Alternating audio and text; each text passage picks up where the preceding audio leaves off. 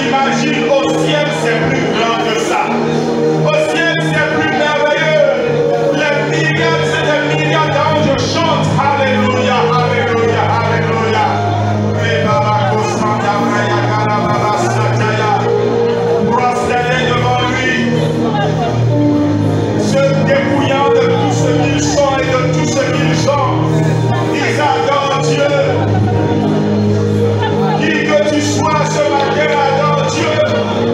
Même si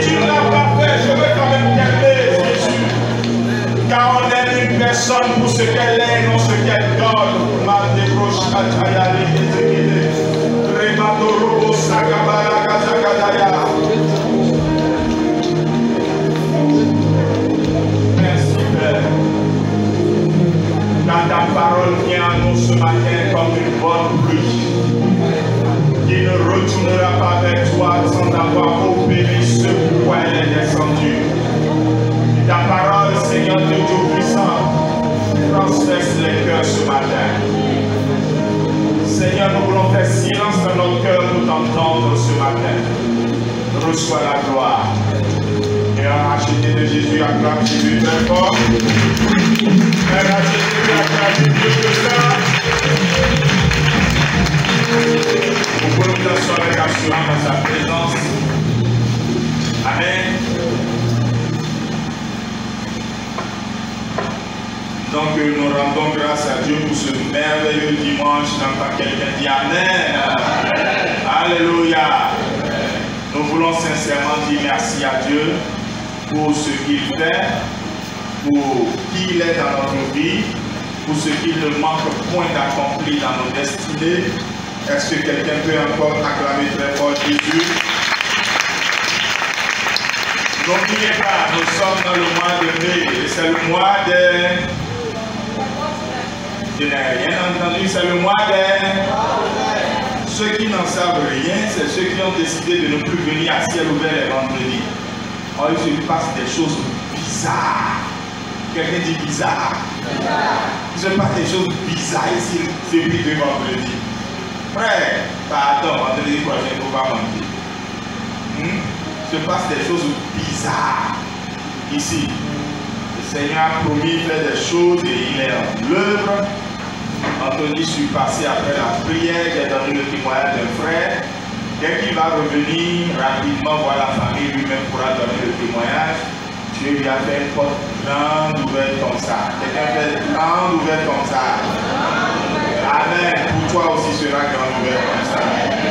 Amen. Et le dimanche passé encore, un papa me disait que lui aussi, il a eu sa porte grande ouverte comme ça. Amen. Et chacun est en train de voir des portes s'ouvrir pour lui au nom de Jésus. Dieu ne ment pas, sa parole ne ment pas.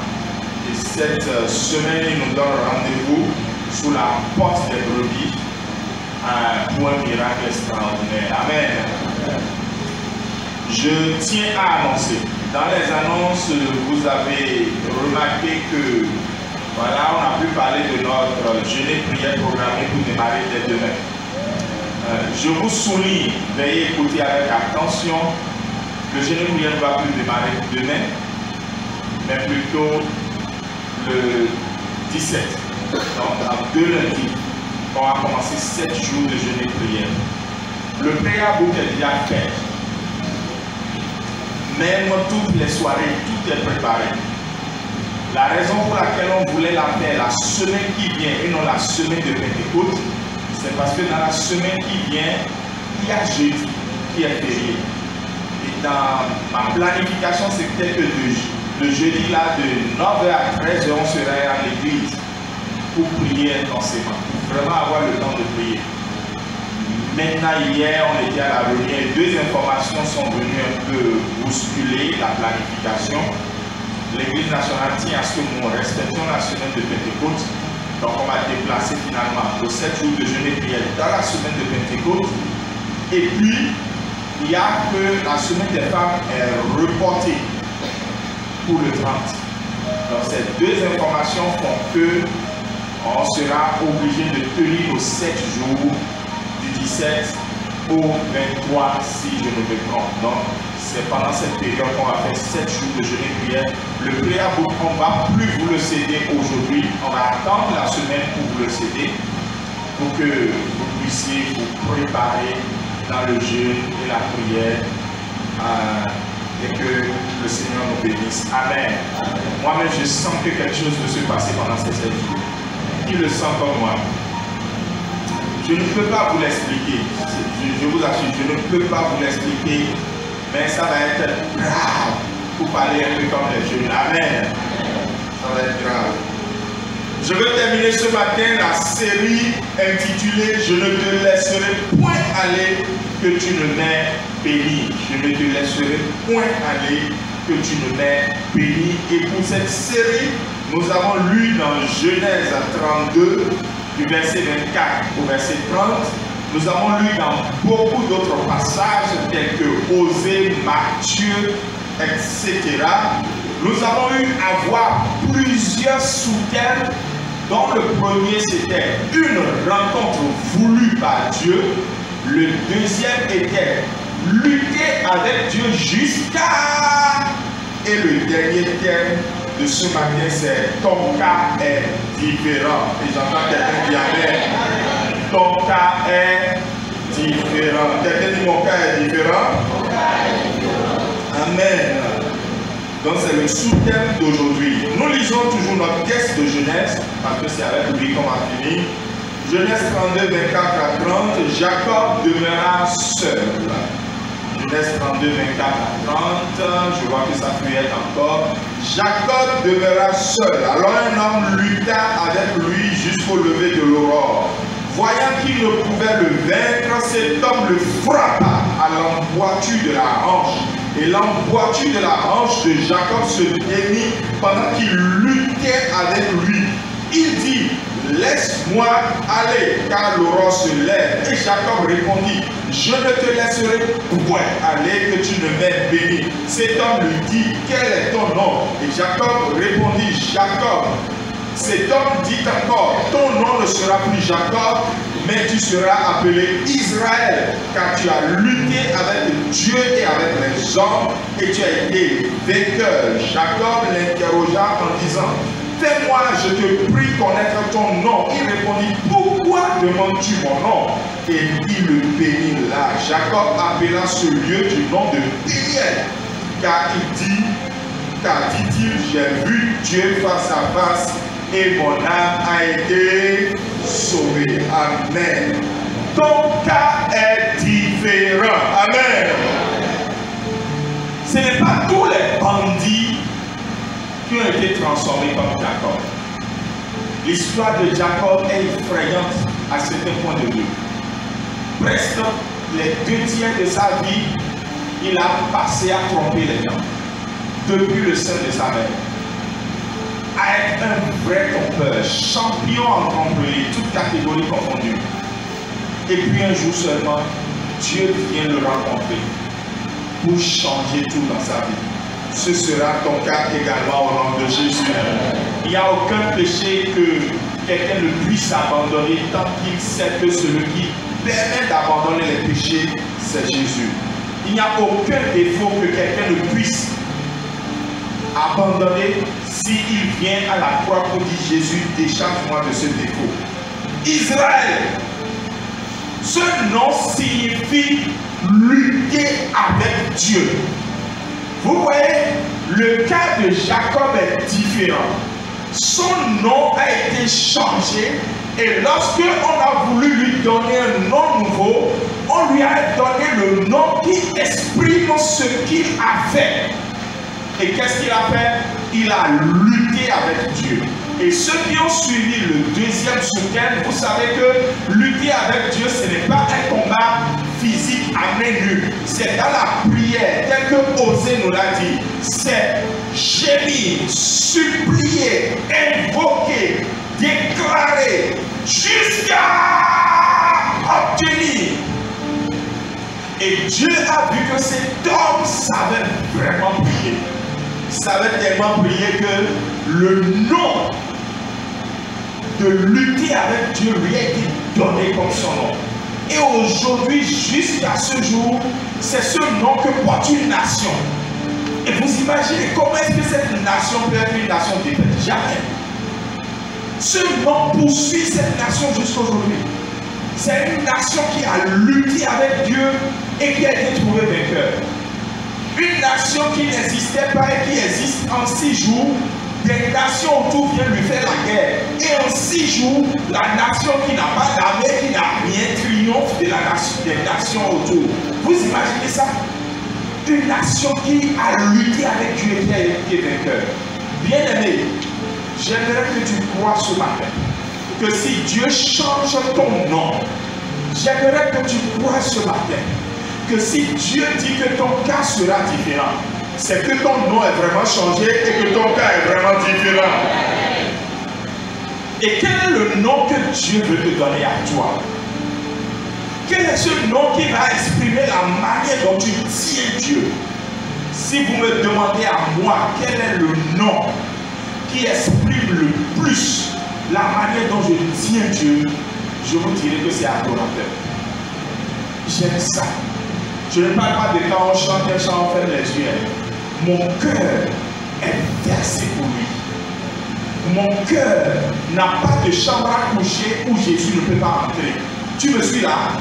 Mon cœur n'est pas partagé avec lui.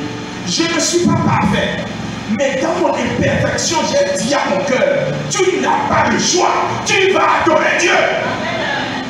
Comment est-ce que tu veux que tu sois reconnu chez Dieu? Jacob était reconnu comme l'homme de prière. Celui qui lutte avec Dieu jusqu'à... Votre pasteur dit que lui, Dieu le reconnaît, il le sait, personne ne peut le dire sur sa tête. C'est moi-même qui le sais. Je vais adorer Dieu. Je n'ai plus de choix. J'ai déjà expérimenté beaucoup de choses. J'ai eu le temps de me perdre. C'est vrai que ça n'a fait que 4 ans. Mais 4 ans que j'aurais pu mettre pour faire autre chose dans ma jeunesse. Ça a été dur pour moi. Quand je suis revenu, j'ai dit non, j'ai pas le choix. J'ai pas le choix. Je vais l'adorer. Comment est-ce que toi, Dieu te reconnaît pour que ton cas soit différent? Peut-être que pour quelqu'un, ce sera comme Jacob, quelqu'un qui s'est lutté avec Dieu. Peut-être pour quelqu'un d'autre, ce sera reconnu comme serviteur.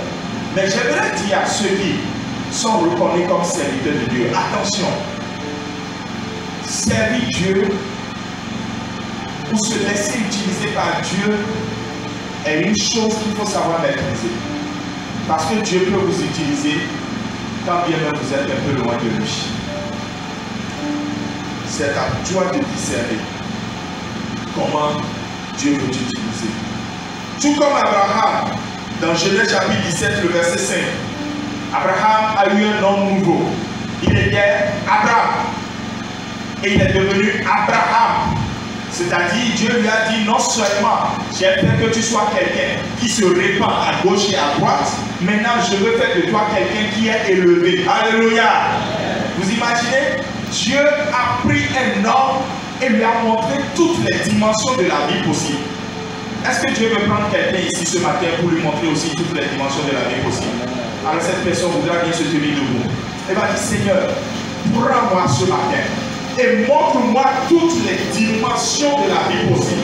Abraham était père de multitudes, c'est-à-dire il peut se répandre à gauche et à droite. Il est devenu Abraham et maintenant il est père élevé, c'est-à-dire il peut aller en haut autant que possible. Père, je veux que tu me saisisses ce matin.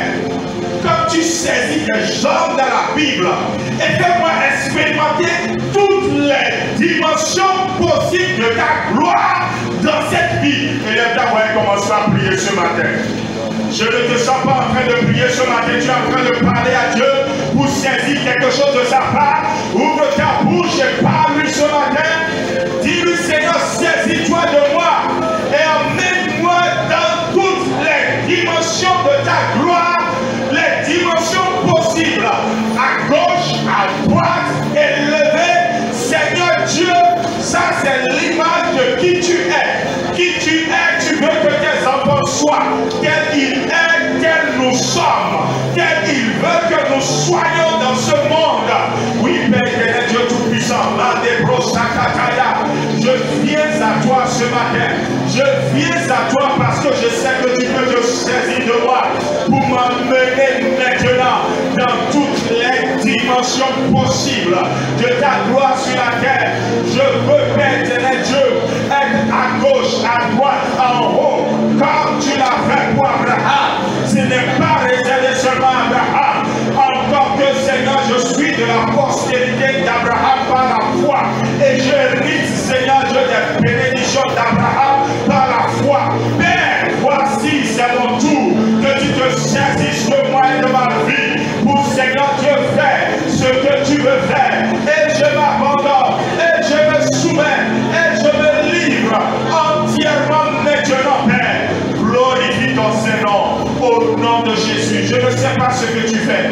Pour vous qui travaillez encore, pour vous qui travaillez déjà, vous allez faire cette prière encore et dire, Seigneur, pour mon gloire, de ce que mes mains font, de ce que tu m'as donné comme capacité et compétence, que je me répande à gauche, à droite et en haut. Prie maintenant au nom de Jésus-Christ de Nazareth.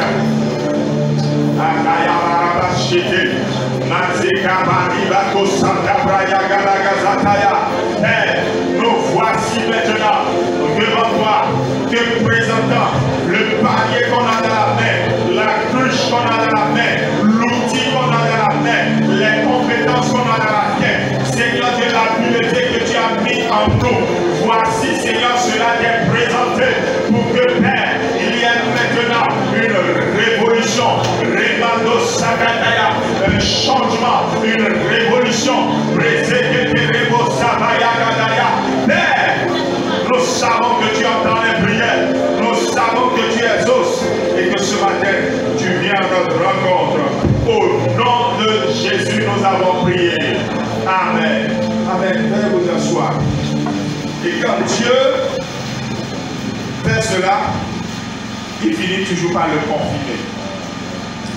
Tu auras la confirmation de ce qu'il est en train de faire au nom de Jésus. Pour aller vers la fin, je vous montrerai comment nous allons laisser Dieu faire de notre cas un cas différent. Comment nous allons laisser Dieu faire de notre cas un cas différent. Je vais lier cette partie de mon partage de ce matin à ce que j'ai dit il y a 2 dimanches, donc dans le deuxième sous-thème. Je reviendrai donc sur Ésaïe chapitre 1, le verset 19, et je reviendrai donc sur la docilité et sur la bonne volonté. Je ne reviendrai pas sur ce que ça veut dire, parce qu'on a déjà vu ça. La docilité, c'est votre aptitude à dire Seigneur, enseigne-moi, je ne connais rien. La bonne volonté, ce n'est pas que vous êtes parfait, mais vous voulez le changement. Même si vous ne trouvez pas que vous en avez la force par vous-même, vous le voulez naturellement et Dieu s'en charge. La docilité et la bonne volonté font que nous allons obéir à Dieu. Même si on trouve 100 personnes qui font le mal, il faut qu'on trouve une personne parmi les 100 qui fasse le bien. Et cette personne sera moi seul. Cette personne sera moi seul. Vous savez, ce témoignage de Dieu est dans la Bible depuis le temps de Enoch. À une époque où le monde était dans la bagaille, dans la débauche et dans le n'importe quoi, Dieu trouve un seul homme qui marche avec lui. Et parce qu'il marchait avec Dieu, il n'est pas mort. Il est allé au ciel. Son cas était comment? Son cas était différent. Au temps de Noé, c'était pareil. Dieu a cherché et il a trouvé un homme, une famille différente de toutes les familles de la terre. Il n'y en avait aucune autre comme celle-là. Moi et ma maison, comme pouvait dire Josué, toutes les familles de la terre ont péri par le déluge, mais il y a une famille qui n'a pas péri. Leur cas était différent parce qu'ils ont obéi à Dieu. Et cette famille, c'est ma famille. Bien-aimé, lorsque tu veux que ton cas soit différent chez Dieu, il faut que ton obéissance soit différente dans ce monde. Écris ça quelque part. Lorsque tu t'attends à ce que ton cas soit différent chez Dieu, il faut que ton obéissance soit différente dans ce monde.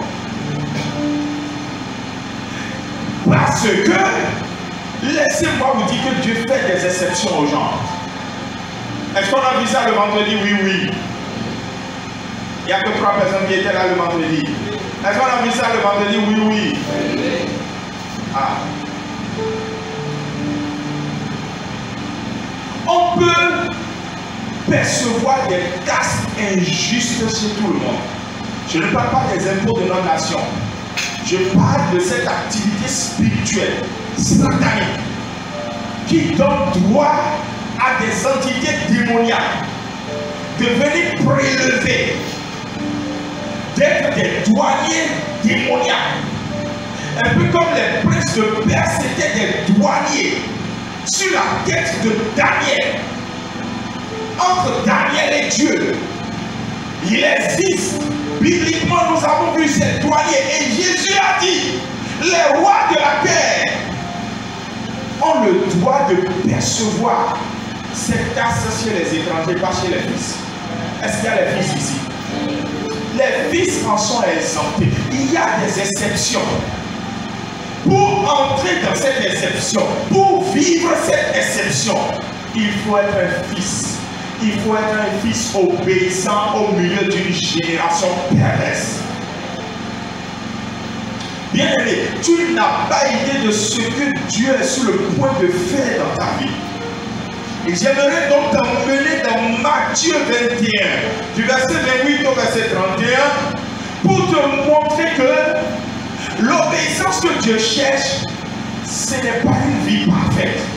C'est pour ça que je l'ai lié à la docilité et à la bonne volonté. L'obéissance que Dieu cherche, c'est celle où tu es déterminé à être différent dans cette génération. Peut-être jusqu'à hier nuit, jusqu'à ce matin, tu n'étais pas prêt. Mais après ce message, tu as décidé. Et quelque chose va vraiment changer dans ta vie. Ton cas sera vraiment... Je n'ai rien entendu, ton cas sera vraiment... Je n'ai vraiment rien entendu, ton cas sera vraiment... Lorsque tu le dis de ta bouche, c'est une confession déjà. Dans ce texte, il est écrit, c'est Jésus qui parle. Qu'est-ce que vous pensez de ceci? Un homme avait 2 enfants. Il s'adressa au premier et lui dit, mon enfant va travailler aujourd'hui dans ma vigne. Et cet enfant répondit, je ne veux pas. Mais ensuite, il se répandit et il alla. Le père s'adressa à l'autre enfant et lui dit la même chose. Et ce fils lui dit, je veux bien, Seigneur. Et il n'alla pas. Et Jésus a posé cette question. Il dit, qu'est-ce que vous pensez de ça? Je vous le dis. Lequel de ces deux a fait la volonté du Père? Et tout le monde a répondu le premier. Et Jésus l'a dit. Je vous le dis en vérité, les publicains, les prostituées vous démentionneront dans le royaume des cieux. Non pas que le publicain va demeurer publicain, la prostituée va demeurer prostituée. C'est ce qu'ils étaient jusqu'au jour où ils ont dit non, il faut que mon cas soit différent. Le publicain, c'est le genre de voleur qui fait plus que on ne lui a demandé et qui garde la différence. La prostituée, c'est la personne qui vend son corps pour avoir de l'argent. Et le Seigneur dit, il est arrivé un jour où ils ont dit non, il faut que j'arrête cette vie. Et ils ont arrêté cette vie. Et leur cas a été différent aux yeux de Dieu. Alléluia. Bien aimé, le tout n'est pas d'avoir une foi. Vous savez ce qu'on appelle une foi. La foi, c'est nous les chrétiens. Mais au fond, il n'y a pas toi. Mais la foi que le Seigneur veut, c'est la foi que lui-même voit dans le cœur. Qu'est-ce qu'il y a dans le cœur? Tu es différent dans cette génération. Quand tu vas à l'école, tu es différent. Alors ton cas sera différent lors de la proclamation des résultats. Dans ton service, tu es différent. On t'identifie, même on te reconnaît comme quelqu'un d'intègre. Lorsque certaines sélections viendront, ton cas aussi sera différent. Tu es différent même dans la maison où tu habites. La façon dont tu vis est différente. Sois sûr que le jour où on aura besoin d'une recommandation, ton cas aussi sera différent. Et le grand jour, notre cas sera différent plus que tous les autres jours. C'est lorsqu'il y a la porte du ciel. On sera en train de faire les tris. Des gens vivront pour l'éternité en enfer. Mais nous, notre cas sera différent parce qu'on vivra pour l'éternité au paradis. Bien aimé, accepter de faire ce que Dieu fait. Et pour aider certains qui ne se retrouvent toujours pas dans ce qu'on appelle l'obéissance, j'ai déjà eu à enseigner ici sur l'obéissance. Et j'ai dit qu'il y a 5 manières d'obéir et que 4 sont des mauvaises manières. Il n'y a que la 5e qui soit bonne. Cette nuit même, le Seigneur a ouvert mes yeux sur une personne qui est dans cette assemblée. Et je sais qu'à la fin, je parlerai à cette personne. Je préfère le dire en live ici pour qu'après ils ne disent pas que j'ai dit un message et qu'après non. C'est cette nuit même, j'ai une nuit agitée à cause de cette personne. Premièrement, le refus d'obéir. C'est une forme d'obéissance. Hein? Non, je ne veux pas aller. Bon, on appelle ça la désobéissance. Je ne veux pas commenter ça. Deuxièmement, l'obéissance hypocrite. En fait, devant les hommes, on fait semblant d'obéir, mais au fond, on n'a pas obéi. C'est un refus d'obéir qui a été en fait déguisé, habillé. Tu sais que tu ne veux pas le faire, mais tu fais semblant. On pourra le voir chez ceux qui paient la dîme, par exemple. C'est un refus d'obéir, je ne veux pas payer la dîme. Mais parfois, on met quelque chose dans l'enveloppe afin de paraître devant dans les églises où, par exemple, on dit tous ceux qui veulent payer la dîme, venez devant. Et puis, donc, comme ils ne veulent pas être toujours celui qui ne vient jamais devant, ils vont venir devant. Une obéissance hypocrite. L'obéissance partielle. Là maintenant, on a quitté vraiment la désobéissance. Et la personne se dit, ouais, il faut faire ce que Dieu veut. Mais ne le faites jamais jusqu'au bout. Et vous tous, vous savez que nous disons, même si je ne l'aime pas trop dans cette manière d'être formulée, que quand il reste quelque chose à faire, c'est que rien n'est fait. C'est ça, hein? Bon, chez moi, je n'aime pas trop la citation dans ce sens. Je préfère qu'elle soit dite que tant qu'il reste quelque chose à faire, c'est qu'il y a quelque chose à pas faire. Mais prenons-la telle que les hommes la connaissent. L'obéissance partielle, c'est comme si tu n'as pas obéi. Parce que l'ayant fait à moitié, aux 3 quarts, c'est comme si tu ne l'as pas fait. Et la plus grave des obéissances, mais qui n'est pas toujours dans la volonté de Dieu, quatrièmement, c'est l'obéissance à 99%.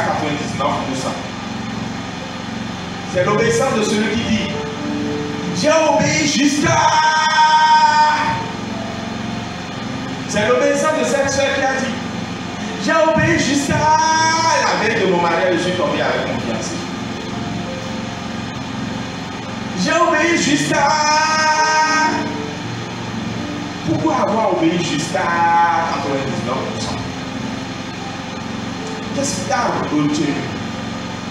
Dans cette obéissance où tu étais déterminé à prier, tu as attendu sa volonté. Tu priais Dieu, tu attendais sa volonté. Tu priais Dieu, tu attendais sa volonté. Tu priais Dieu, tu attendais sa volonté. Et la veille de ton miracle, tu vas chez le visionnaire. Et il te dit maintenant d'attacher 3 bougies. Obéissance jusqu'à.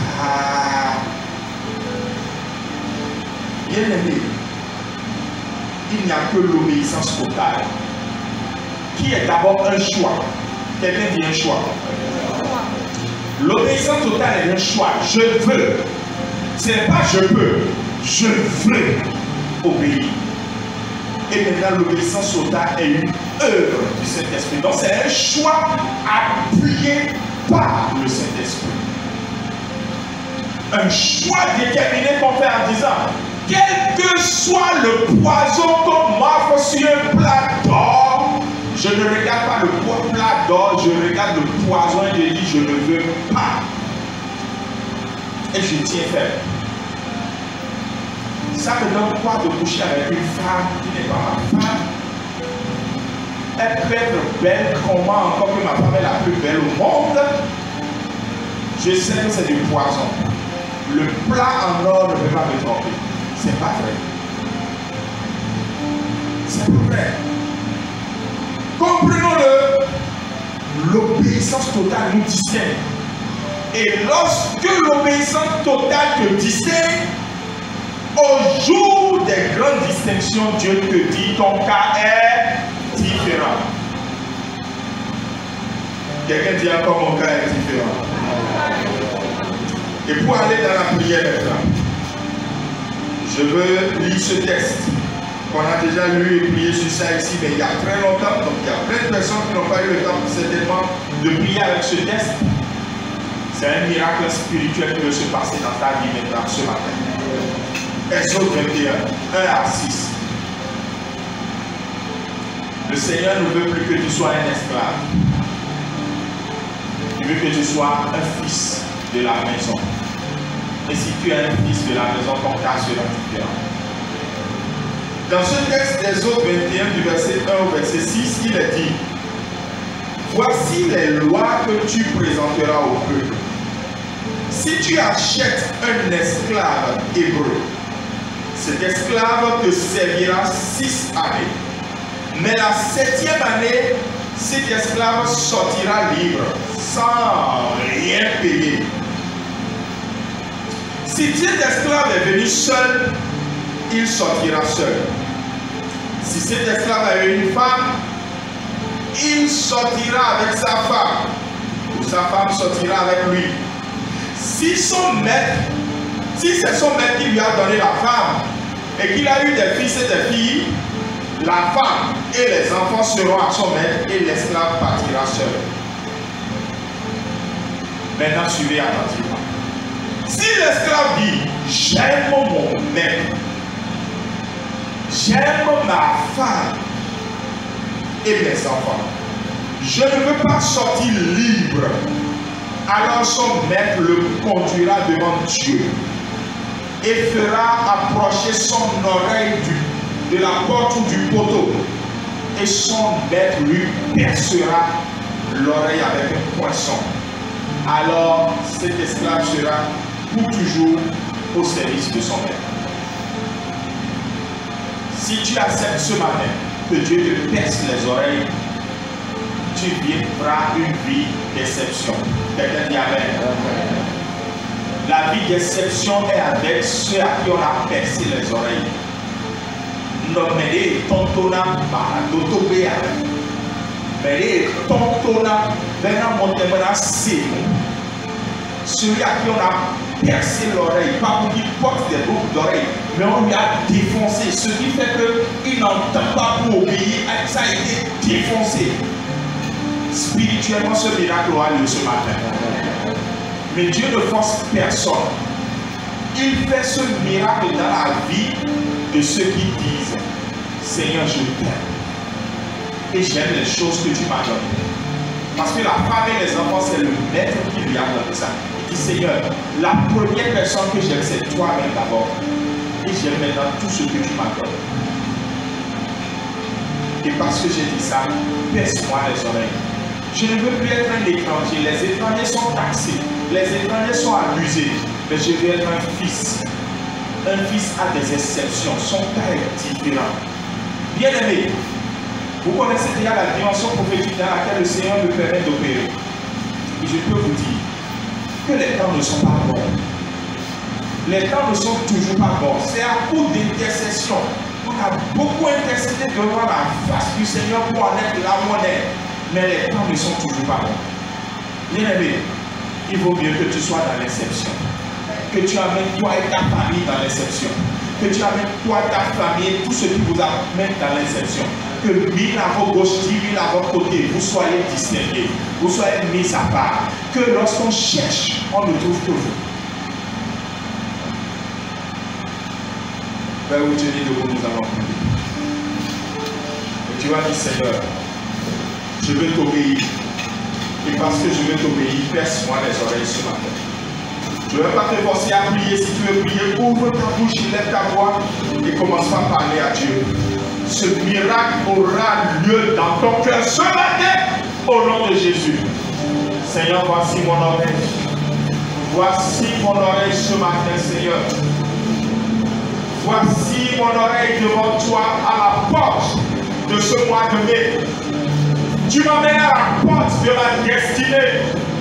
Tu m'amènes à la porte de ta gloire.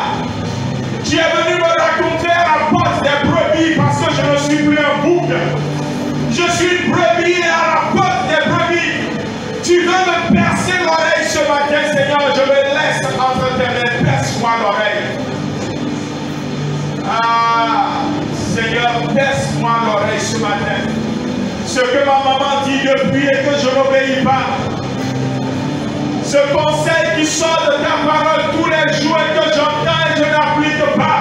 Seigneur, perce-moi les oreilles ce matin. Je viens compter parmi les adorateurs, Seigneur. Perce-moi l'oreille ce matin.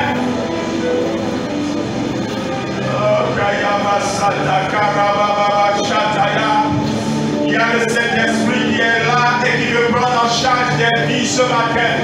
Si seulement tu peux ouvrir ta bouche et lui parler. Si seulement tu peux te céder entre ses mains. Le Saint-Esprit est là ce matin de prendre des vies en charge.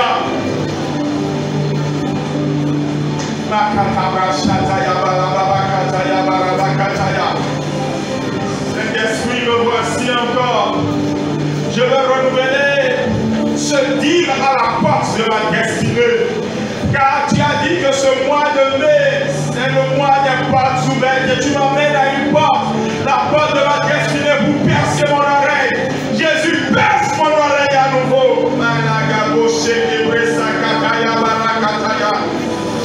Perce mon oreille ce matin. Je ne veux pas partir libre. Car il n'y a pas de liberté sans toi. Je ne peux rien sans toi. Je t'aime, Seigneur, je t'aime et j'aime tout ce que tu me donnes. J'aime ma femme, j'aime mes enfants, j'aime les ministères que tu m'as confiés. Je t'aime, Seigneur, je ne veux pas partir libre. Il n'y a pas de liberté, Seigneur, je t'aime.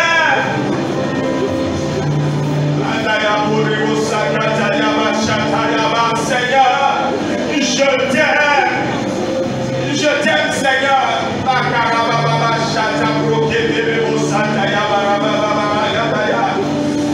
Je t'aime, Seigneur.